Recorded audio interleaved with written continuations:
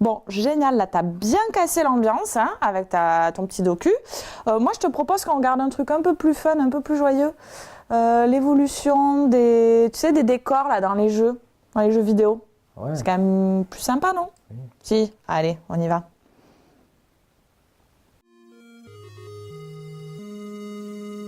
En 1986, en jouant au premier The Legend of Zelda sur NES, on devait se contenter de pixels verts, noirs, marron et beige. Et vous vous doutez qu'entre ça et ça, il y a une évolution, et c'est ce dont nous allons vous parler.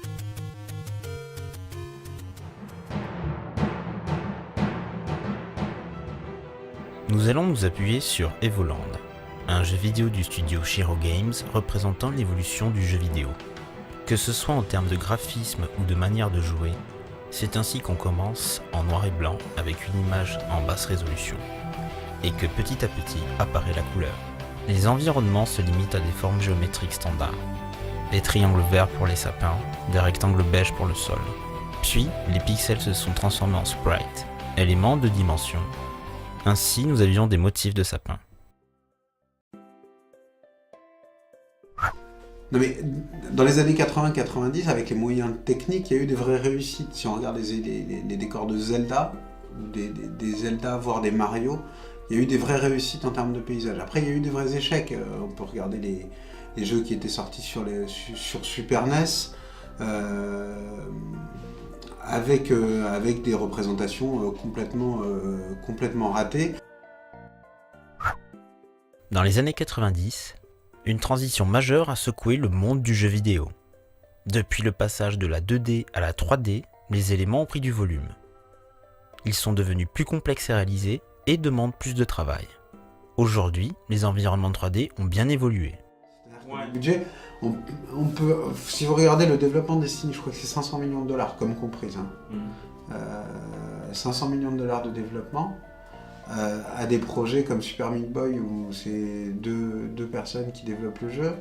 En termes de budget, c'est pas la même chose. Ils sont au chômage, on n'est pas du tout dans les mêmes conditions. On peut faire le parallèle, vous pouvez faire le parallèle entre le développement d'un film qui a fait un carton d'ailleurs. Je prends des films qui ont fait des cartons.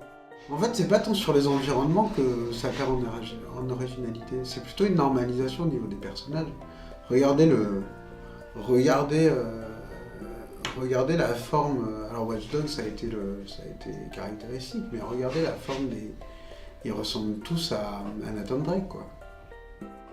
Perdre en originalité, je pense pas, parce qu'en fait, voilà, les artistes s'inspirent de beaucoup de tendances, et on voit quand même que même s'il y a des choses qui reviennent, les jeux, enfin les genres arrivent quand même à se renouveler, donc je pense pas qu'on perde en originalité. Par contre, ce qui est peut-être un peu dommage, c'est de chercher la performance effectivement graphique à tout prix, au détriment d'une originalité avec des graphismes un peu plus simples, mais qui fonctionnent bien avec l'histoire, avec le game design.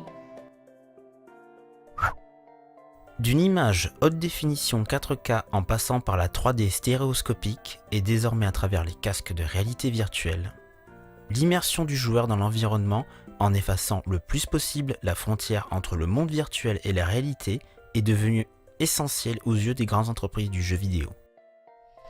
Alors l'inspiration, principalement maintenant, on va la trouver vraiment sur le web. C'est vrai qu'il y a plein de plateformes.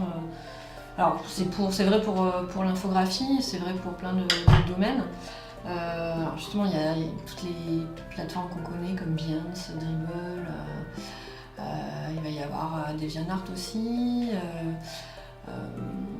Après, bizarrement, il y a des plateformes qui ne sont pas du tout spécialisées du style Pinterest, et on trouve des choses de très bonne qualité dessus, si tant est qu'on se donne la peine de chercher. Et du coup, finalement, j'utilise aussi maintenant ces plateformes-là, qui à la base ne sont pas forcément pour le graphisme, l'animation, etc.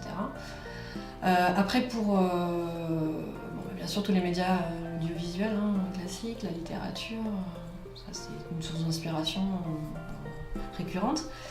Et sinon, c'est vrai que l'animation et le jeu vidéo, c'est quand même des domaines qui sont assez liés finalement.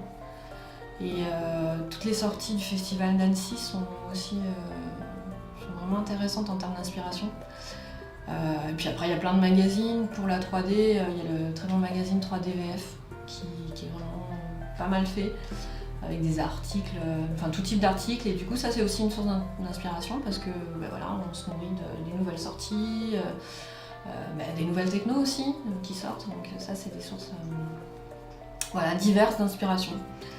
Mais principalement, c'est quand même le web, effectivement, maintenant qui reste la source vraiment facile, on va dire, facile, rapide.